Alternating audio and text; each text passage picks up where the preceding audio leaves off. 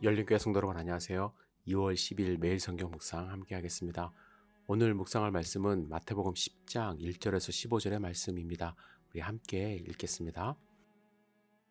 예수께서 그의 12제자를 부르사 더러운 귀신을 쫓아내며 모든 병과 모든 약한 것을 고치는 권능을 주시니라.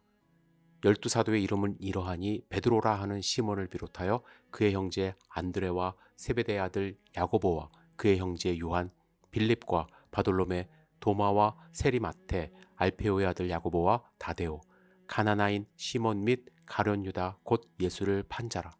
예수께서 이 12를 보내시며 명하여 이르시되 이방인의 길로도 가지 말고 사마리아인의 고을에도 들어가지 말고 오히려 이스라엘 집에 잃어버린 양에게로 가라. 가면서 전파하여 말하되 천국이 가까이 왔다 하고 병든 자를 고치며 죽은 자를 살리며 나병 환자를 깨끗하게 하며 귀신을 쫓아내되 너희가 거저받았으니 거저주라.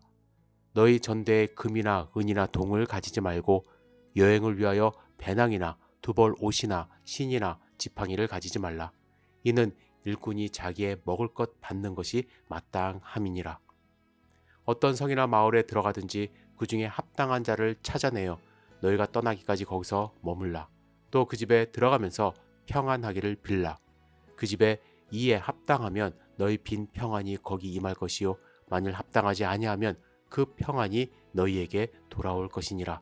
누구든지 너희를 영접하지도 아니하고 너희 말을 듣지도 아니하거든 그 집이나 성에서 나가 너희 발의 먼지를 털어버리라.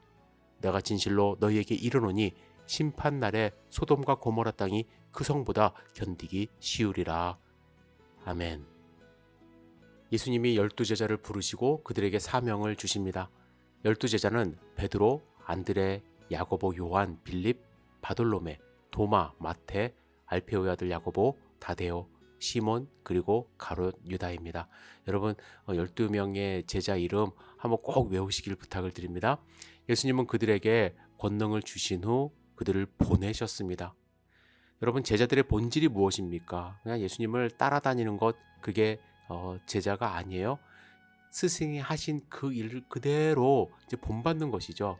예수님이 이 세상에 보내심을 받은 것처럼 그들은 예수님을 보필히 하기 위해서 인기를 얻기 위해서 부름을 받은 것이 아니라 이스라엘의 잃은 양에게 보냄을 받기 위해 부르심을 받고 권능을 받은 것입니다. 그들이 이스라엘 집에 잃어버린 양에게 가서 해야 할 일은 무엇이냐면 천국이 가까이 왔다고 전하는 거예요. 천국이 가까이 왔다는 것은 세상을 구원할 그리스도가 오셨음을 선포하는 것이고 그래서 회개하고 구원받아 천국 백성이 되어야 함을 전하는 것입니다. 예수님은 그들에게 병 고치고 귀신 쫓는 권능을 주셨는데 이는 말로만 천국이 가까이 온 것이 아니라 그들이 경험할 천국의 모습을 미리 맛보게 하기 위함이었습니다. 그리고 예수님은 그들에게 몇 가지 규칙을 알려주셨어요. 두벌 옷, 신, 지팡이 가지지 말라 하셨습니다. 그 이유는 일꾼이 자기의 먹을 것 받는 것이 마땅하기 때문이다 이렇게 말씀을 하셨는데 고대 이스라엘은요 나그네를 집안으로 모시고 접대하는 문화가 있었습니다. 당연하다 생각했어요. 그래서 예수님은 그들이 복음을 전하며 대접받는 것 당연하게 여기신 것입니다. 하지만 영접하지도 않고 말도 듣지 않거든 그 집이나 성에서 나가 발의 먼지를 털어버리라고 하셨습니다. 저는 이 발의 먼지를 털어버리라는 말을 조금 더 생각해 보았어요. 여러분 이 말은요 원래 유대인들이 주로 이방인들을 무시할 때 사용한 그러한 말입니다. 여러분 유대인들은요 이방인들을 생각할 때 그들의 발에 있는 먼지까지도 불결하다고 생각했습니다. 그래서 유대인들은 이방 지역을 여행하고 돌아오게 되면 그 발의 먼지를 털어버림으로써 이방인에게 임한 하나님의 저주와 심판을 털어버렸다고 생각했습니다. 잘못된 선민 의식에서 나온 행동이죠. 그런데 예수님이 제자들에게 복음을 받아들이지 않는 자가 있다면 유대인들이 이방인을 무시하고 저주할 때처럼 그렇게 행동하라고 말씀하셨어요. 무슨 뜻으로 하신 말씀일까요? 만약 여러분 복음을 받지 않는다면 유대인이라 할지라도 저주를 받게 될 것이라고 말씀하신 거예요. 그리고 그 책임이 제자들에게 있는 것이 아니라고 하시는 것입니다.